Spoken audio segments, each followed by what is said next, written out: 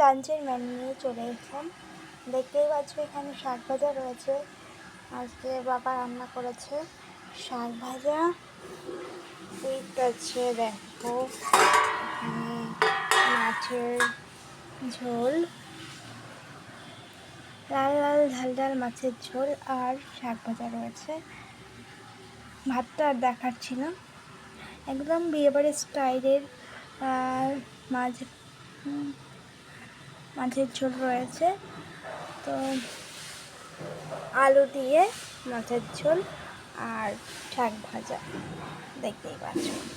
Tata, সকলকে ভালো থাকবে, সকলে সুস্থ থাকবে। আর আমি ভাতটা দেখাচ্ছি না, তার কারণ ভাতটা না দেখালে চলবে। ভাতটা যেহেতু উতাল দিয়েছে তাই জন্য আমি ভাতটা দেখাচ্ছি না। নমস্কার সবাইকে, টাটা।